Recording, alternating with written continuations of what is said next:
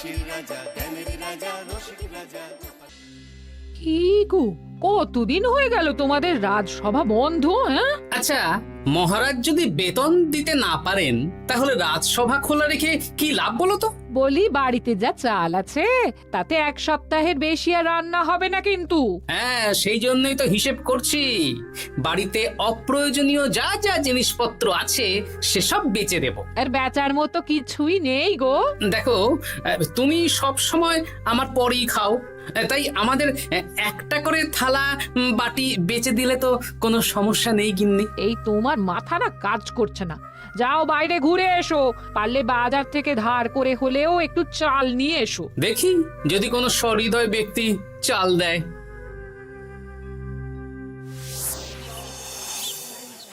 না গোপাল দাদা, বাজারের অবস্থা খুব খারাপ, আর আমি ধারে বিক্রি করছি না। আহা, আরে আমি কোনোদিন তোমার একানাও বাকি রেখেছি বলো?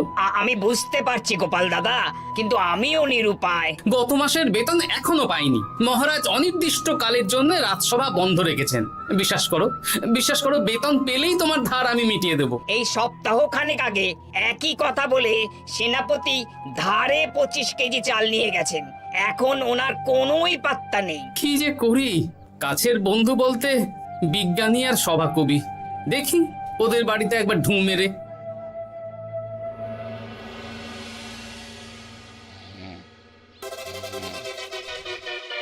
কৃষ্ণনগর কৃষ্ণনগর কৃষ্ণনগর শূন্য। হ্যাঁ, এবারে একটা মোহরও নেই। জাহাপানা সর্বনাশ হয়ে গেছে। কি হলো? পালে বাঘ পড়েছে নাকি? এই ঘুমের 12টা বাজিয়ে দিলে। জাহাপানা, এবারে কৃষ্ণনগর থেকে একটা মোহরও খাজনা আসেনি। হ্যাঁ, বলো কি? 1 মাস আগে বাৎসরিক খাজনা দেওয়ার শেষ দিন ছিল, কিন্তু এখনো একটা মোহরও খাজনা আসেনি। না জাহাপানা। পড়েছে এই বেগমের জন্য হীরের হার, হীরের কানের দুল, হীরের নাকছাবি বানাতে দিয়েছি। উজির, যা হোক করে কৃষ্ণনগর থেকে আমার খাজনা চাই চাই। তাহলে তো কৃষ্ণচন্দ্রকেই তলব করতে হবে। যা করার করো। বাবা, এই সময় তোমার শখ হয়েছে ময়না পোষা? আরে না না, আমি পুষিনি। একটা পশ্চিমের গ্রামে কদিন আগে ঘুরতে গিয়েছিলাম। আচ্ছা, ওখান থেকে নিয়ে এসেছো? না, তাও আনিনি, ছোলা খেতে দিয়েছিলাম। দেখি তারপর আমার পিছনে পিছনে উড়ে উড়ে চলে এসেছে। বাবা বাহ, এ তো ভালো কথা। বিয়ে তো করলে না, তাও একটা সঙ্গী জুটেছে। এ যে সে পাখি নয় গোপাল, এ ময়না কথা বলে, দেখবে। এই ময়না, বলো তো গোপাল এসেছে। আরে বাস, বলো তো গোপালের বুড়ি আছে আমার নেই। বেশ বেশ বেশ। এ ভোরবেলা আমার কাছে আসে, সারাদিন আমার কাছে থাকে, আবার সন্ধে হলেই নিজের বাসায় নিজে নিজেই ফিরে যায়। বুদ্ধিমান পাখি। ওই গ্রামে শাখে শাখে ঝাঁকে ঝাঁকে ময়না। বেশ, বুঝলাম। তা বিজ্ঞানী, তোমার কাছে আমি আসলে একটা দরকারে এসেছি। বলো কি দরকার? আসলে ওই টানাটানির সংসার চলছে, বুঝলে। বাড়িতে চাল বাড়ন্ত, কদিন পরে হাঁড়ি চড়বে না। তুমি কিছু পয়সা ধার দিতে পারবে? আরে এমন করে বলছো কেন? আমার তো সংসার নেই, এত খরচও নেই। তুমি বাড়ি যাও, আমি 2 বস্তা চাল পাঠিয়ে দেব। ধন্যবাদ বিজ্ঞানী, তোমার মতো বন্ধু পাওয়া মুশকিল। বন্ধুত্বে এইসব ধন্যবাদ দেওয়ার দরকার নেই, একে অপরের পাশে থাকলেই হলো।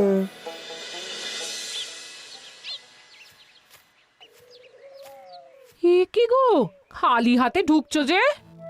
বিজ্ঞানী আমাদের 2 বস্তা চাল পাঠাবে, তাই কিছুটা হলেও চিন্তা কমলো, বুঝলে। ওমা, এই তো সারা বাজার ঘুরে তো ধারে চাল পেলাম না, অগত্যা বিজ্ঞানীর বাড়ি গেলাম। উনি সত্যি তোমার বন্ধু? হ্যাঁ গিন্নি, জানি না কতদিন আমাদের রাজসভার সমস্যাটা চলবে। দেখি অন্য কোনো কাজে লাগতে হবে, বুঝলে। এই দেখো দেখো, যা করার তাড়াতাড়ি করো, এভাবে তো আর চলতে পারে না গো। কি নবাব বাহাদুর আমাকে ডাকছেন? হ্যাঁ, জাহাপনা আপনার উপরে রেগে আছেন। অতি সত্বর আপনাকে দেখা করতে বলেছেন। এবারে চাষাবাদের মন্দার কারণে রাজস্ব আদায় তেমন ভালো হয়নি, তাই খাজনা পাঠাতে পারিনি। আর কিছুদিন অপেক্ষা করতে বলুন, আমি ঠিক খাজনা পাঠিয়ে দেব। এখন আর খাজনা নিয়ে কথা বলবেন কিনা জানি না। আপনাকে নবাব এই আদেশ পাঠিয়েছেন, আপনি 2 দিনের মধ্যে নবাব বাহাদুরের সাথে দেখা করবেন। আচ্ছা ঠিক আছে।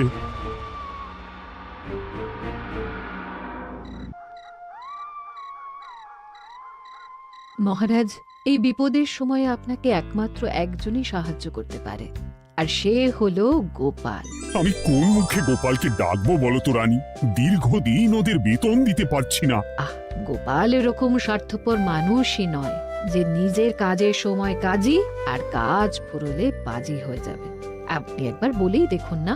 বেশ, তাহলে আগামীকাল সকালেই গোপালকে ডেকে পাঠাচ্ছি।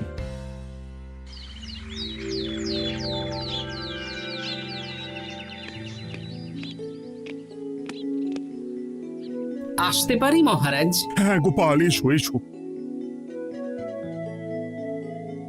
মহারাজ, আমাকে হঠাৎ ডেকে পাঠালেন যে? শোনো, নবাব বাহাদুর বলেছেন ওখানে যেতে হবে, কারণ এবারে কৃষ্ণনগর থেকে কোনো খাজনা পৌঁছয়নি।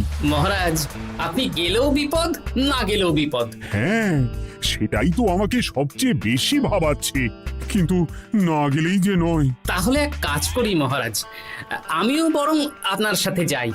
যা বিপদ আসবে একসাথে লড়বো। ও গোপাল, তুমি যেন আমার বুক থেকে পাথর নামিয়ে দিলে। তোমাকে যে কি বলে ধন্যবাদ জানাবো। তাহলে কখন বেরোবেন বলুন? আজকে সন্ধ্যের দিকে বেরিয়ে পড়বো, তাহলে কাল সকাল সকাল মুর্শিদাবাদ পৌঁছে যাব। কতদিন থাকতে হবে তো কিছুই জানি না, তাহলে ওই 3-4টে জামা কাপড় ধুতি নিয়ে নেব, কি বলেন? হ্যাঁ হ্যাঁ, তাই নিও। তাহলে সন্ধ্যেবেলা রাজবাড়িতে এসো, একসাথেই বেরিয়ে পড়বো। আচ্ছা মহারাজ। বলি, তোমার কি মুর্শিদাবাদে না গেলেই নয় গো? আমাকে তো যেতেই হবে গিন্নি। জানি নবাব বাহাদুর কিভাবে ছক করে কল করে, তুমি সাবধানে থেকো গো। দেখো, আমি যখন যাচ্ছি তখন নবাব বাহাদুরকে এবার সাবধানে থাকতে হবে। হ্যাঁ, ঠিক আছে ঠিক আছে, মাথা ঠান্ডা রাখবে, বেশি ওস্তাদি করতে যাবে না। এমনিতেই আমাদের অবস্থা এখন ভালো নয়। আরে তুমি অতিরিক্ত চিন্তা করো না তো গিন্নি। জাহাপনা, কন্যাগুলো কবে আসবে? এখনো 2-3 দিন সময় লাগবে বেগম। এত সময় লাগছে কেন জাহাপনা? দেশের কোণে কোণে খুঁজে সেরা সেরা হিরে দিয়ে বানানো হচ্ছে, যে সময় তো লাগবেই বেগম। তাহলে তো অনেক খরচ হচ্ছে। তাও হচ্ছে বটে, কিন্তু তোমার জন্য আমি সব করতে পারি। আমাদের মুর্শিদাবাদের হীরালালের হাতের কাজ দেশের সেরা। আপনি সত্যি আমাকে ভালোবাসেন, আমার জন্য এত খরচ করে গয়না বানিয়ে দিচ্ছেন। তুমি খরচ নিয়ে এত চিন্তা করো না। কৃষ্ণনগর থেকে এই বছর ভালো খাজনা প্রাপ্য ছিল, কিন্তু এখনো একটা কানাকড়িও আসেনি। তাহলে আপনার গয়না বানাতে যা খরচ হবে সব আপনার সিন্দুক থেকে দিয়ে দেবেন? না না না, কৃষ্ণনগর থেকেই আদায় করব, ওকে তলব করেছি। আচ্ছা। সহিস, গাড়ি ছাড়ো। যথাজ্ঞা মহারাজ। এই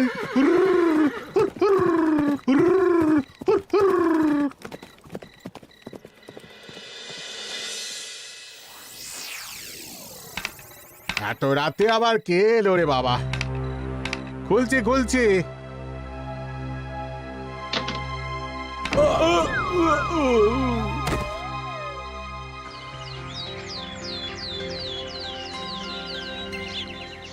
সর্বনাশ হয়ে গেছে জাহাপানা। কি হয়েছে হীরালাল? নবাব বাহাদুর, মহারাজ কৃষ্ণচন্দ্র আর গোপাল এসেছেন আপনার সাথে দেখা করতে। ওদের দরবারে আসতে বলো। হ্যাঁ, এবার বলো হীরালাল, কি হয়েছে? এই তোমার মাথায় পট্টি কেন? জাহাপানা, গত রাতে আমার সর্বস্ব লুট হয়ে গেছে। বলো কি হীরালাল? তোমার কাছেই তো বেগমের হীরের সব গয়নাগাটি বানাতে দিয়েছিলাম। হ্যাঁ জাহাপানা, সব গেছে। আমার মাথায় মেরে সব লুট করে নিয়ে গেছে। এবার আমি কি করব জাহাপানা? বেগম সাহেবা, আপনার গয়না যে হীরালাল শেখরার কাছে জাহাপনা বানাতে দিয়েছিলেন, ওনার সব লুট হয়ে গেছে। মানে আমি এক্ষুনি নিজের কানে শুনে এলাম, এখন হীরালাল শেখরা এসেছে। আমি এক্ষুনি যাচ্ছি। কি করব জাহাপানা? আমার তো সব শেষ হয়ে গেল। আমি কোনো কথা শুনতে চাই না। আমার ওই হীরের গয়নাগুলো চাই। চাই বললেই তো পেয়ে যাবে না। এখন এই গয়না শুধু নয়, হীরালালের সব সোনা দানা চুরি হয়ে গেছে।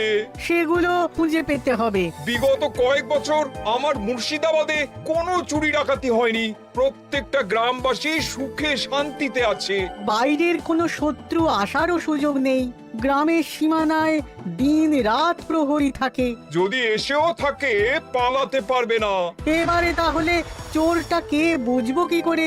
এসব সামান্য চোর ধরার কাজ আমার কাছে নস্যি। জাহাপনা, আপনি যদি কৃষ্ণনগরের এবছরের খাজনা মকুব করে দেন, তাহলে আমি চোর ধরার ক্ষেত্রে সাহায্য করতে পারি। ঠিক আছে কৃষ্ণচন্দ্র, তোমার এই গোপাল যদি চোর ধরে দিতে পারে, তাহলে এবছরের খাজনা মুকুব। আগে আমি ওই শেখরার সাথে একান্তে কিছু কথা বলতে চাই। বেশ, প্রহরী প্রহরী, তুমি গোপাল আর শেখরাকে একটা ঘরে নিয়ে যাও। আসুন। এবার আপনি চুরির ঘটনাটা বলুন। চুরি না, ডাকাতি। সে যাই হোক, বলুন বলুন। গতকাল রাতে, তারপর সকালে জ্ঞান ফিরে ঘরে গিয়ে দেখি সব ফাঁকা। আমার ঘরের সাথেই লাগোয়া দোকান।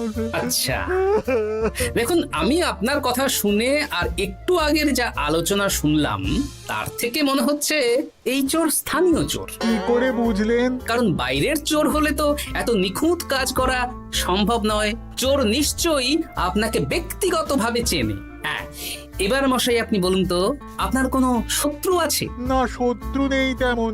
আমার সাথে কারো সম্পর্ক খারাপ নেই। আর আমাদের পাড়ায় সবাই ব্যবসায়ী, সবাই সম্ভ্রান্ত লোকজন। বেশ, তাহলে সব ব্যবসায়ীদেরকেই ডাকতে হবে। আমি নবাব বাহাদুরকে বলে দিচ্ছি, আপনি এখন আসুন। নবাব বাহাদুর, আপনি ওই গ্রামের সকল ব্যবসায়ীদের আপনার মহলে ডাকার ব্যবস্থা করুন। সবাই কিন্তু বেশ সম্ভ্রান্ত ব্যবসায়ী। সে হোক না, ওই গ্রামে তো সবাই ব্যবসায়ী, আর বাইরের কোনো লোক গ্রামে ঢোকেনি বা বাইরেও যায়নি। তাই যদি কেউ চোর থেকে থাকে, তাহলে ওই ব্যবসায়ীদের মধ্যেই আছে। বেশ, আমি সবাইকে আমার মহলে নিয়ে আসার ব্যবস্থা করছি। আর একটা ফাঁকা বড় ঘর চাই, যেখানে চোর ধরার পরীক্ষা হবে। আর সেই ঘরে আমাদের কৃষ্ণনগরের ঘোড়া চোর ধরবে। হ্যাঁ, ঘোড়া চোর ধরবে? হ্যাঁ, যে ঘোড়ার গাড়িতে আমরা এসেছি সেই ঘোড়া। যদি চোর না ধরতে পারো, তাহলে পুরো খাজনা তো গায়ের জোরে নেব, সাথে সাথে কৃষ্ণনগরটাও কেড়ে নেব। আমার উপর একটু ভরসা রাখুন নবাব বাহাদুর, আর যা বললাম করুন। বেশ, শুনুন, এই ঘরে আমার এক প্রিয় ঘোড়া আছে, আর সামনে একটা বালতিতে ছোলা সেদ্ধ রাখা আছে। আপনারা সকল ব্যবসায়ীগণ একে একে যাবেন, দরজা ভিতর থেকে বন্ধ করবেন, আর ঘোড়াকে এক মুঠো করে ছোলা খাইয়ে ফিরে আসবেন। তারপর কি বাড়ি চলে যাব? না, সবার ছোলা খাওয়ানো হয়ে গেলে আমি ঘোড়ার কাছে যাব, আর ঘোড়া কানে কানে আমাকে বলে দেবে কে চোর। তাহলে আর দেরি কেন? সবাই একে একে যাও।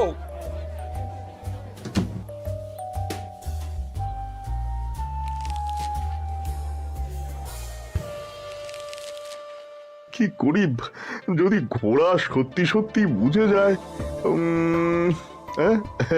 ছোলা খাওয়াবোই না। ব্যাস, ছোলা খাওয়ানো হয়ে গেল। এবার এবার গোপাল বলো তো কে চোর? দাঁড়ান, ঘোড়ার মুখের কথা শুনে আসি। আমি বলে দিচ্ছি জাহাপানা, গোপাল এসব মশকরা করছে, সব মশকরা। ঘোড়া বলে দিয়েছে কে চোর। বলো গোপাল, কে চোর? তার আগে সকল ব্যবসায়ীর হাত দেখে আমি পরীক্ষা করতে চাই। সে দেখো, কিন্তু বলো কে চোর? দেখি দেখি না দেখি আপনারটা, না আপনিও না, না আপনিও না। একি মশাই, চুরিটা তো আপনিই করেছেন, আপনিই চোর। কি উল্টো পাল্টা কথা বলছেন?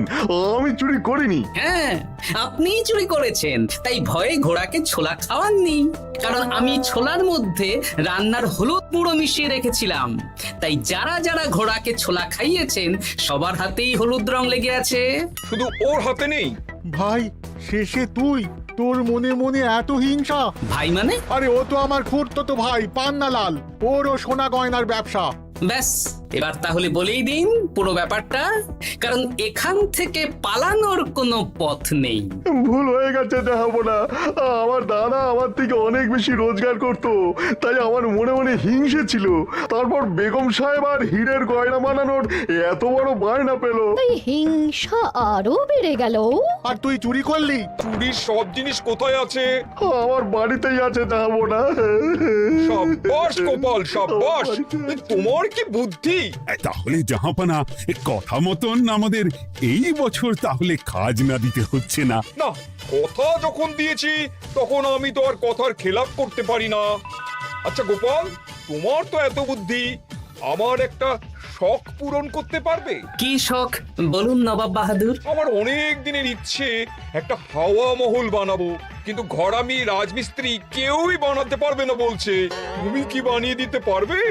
আগে পারবো জাহাপনা, কিন্তু তার বদলে আমি কি পাবো? আগামী 5 বছর কৃষ্ণনগরের খাজনা মুকুব, আর তোমাকে আমি 100 মোহর উপহার দেবো।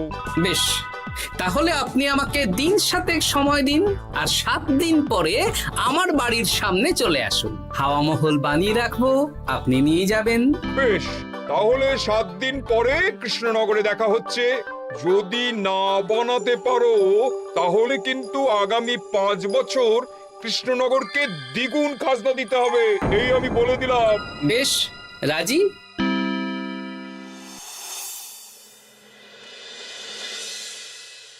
বেশ, তো বড় মুখ করে বলে দিলে হাওয়া মহল বানাবে। রাজি রাজি। এবার যদি না বানাতে পারো, সব তো উল্টে যাবে। আপনি চিন্তা করবেন না মহারাজ, নবাব বাহাদুর আমাকে প্যাঁচে ফেলতে চেয়েছেন, তাই আমিও ওনাকে ঘোর প্যাঁচ দেব।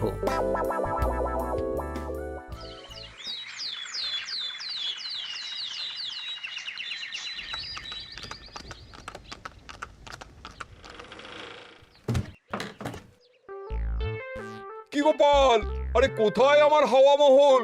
7 দিন হয়ে গেছে তো, তাই মহল দেখতে চলে এলাম। কাজ একদম শেষ পর্যায়ে, চলুন পশ্চিমের মাঠে চলুন। গিন্নি, তুমি মহারাজকে খবর দাও আর বলো পশ্চিমের মাঠে চলে আসতে। আরে তাড়াতাড়ি কর, তাড়াতাড়ি কর। ওই দেখুন, আপনার হাওয়া মহল তৈরি হয়ে গেছে। কই? উপরে দেখুন। ওরে, নবাবের হাওয়া মহল বলে কথা, ইট কথা হয়ে গেছে। এবার রং কর, রং কর। হাওয়া মহল রং করছি তো, এত তাড়া দিস না। আরে তাড়াতাড়ি কর, তাড়াতাড়ি কর। আরে এসব আবার কি? ময়না পাখি হাওয়া মহল তৈরি করছে? হ্যাঁ, হাওয়া মহল তো, তাই হাওয়াতেই তৈরি হচ্ছে। হাওয়া তো আর চোখে দেখা যায় না, আমি তৈরি করিয়ে দিয়েছি। এবার জাহাপনা আপনি নিয়ে যান। হয়ে গেল, এবারেও গোপাল দাও মেরে দিল। মানে আমি কি করে? সে তো জানি না জাহাপনা, আপনি বলেছিলেন হাওয়া মহল বানিয়ে দিতে হবে, আর আমি আপনার আবদার পূরণ করেছি। এখন আগামী 5 বছর আমরা খাজনা মুক্ত। সাব্বাস গোপাল। ওরে, রংটা ভালো করে কর, ভালো করে কর। নবাবের হাওয়া মহল। গোপাল, তুমি সত্যিই বুদ্ধিমান, তোমার বুদ্ধির জবাব নেই। শোনো, আগামী 5 বছর কৃষ্ণনগরের খাজনা মুকুব, আর এই নাও তোমার 100 মোহর উপহার। এবার বলো, তুমি এই অসম্ভবকে সম্ভব করলে কি করে? আমি বুঝতেই পেরেছিলাম, আপনার মুর্শিদাবাদের চোর ধরার পরে আপনি আমাকে যখন হাওয়া মহল বানাতে বললেন, তখন নিশ্চয়ই কোনো উদ্দেশ্য আছে। কারণ আপনি তো মন থেকে চাননি যে খাজনা না দিয়ে আমরা মুক্তি পাই। তাই গোপাল এই চালটা চাললো। যদিও আমি গোপালকে একটু সাহায্য করেছি। কিরকম সাহায্য? কদিন আগে আমি বিজ্ঞানীর ঘরে গিয়ে দেখি একটা ময়না হুবহু মানুষের মতন কথা বলছে। আর বিজ্ঞানী বলল এরকম অনেক ময়না পাখি আছে। ব্যাস, এই এক সপ্তাহ ধরে আমি ময়নাগুলোকে বিভিন্ন বুলি শেখালাম, আর ওরা সেগুলোই বলে চলেছে। নয়, হ্যাঁ।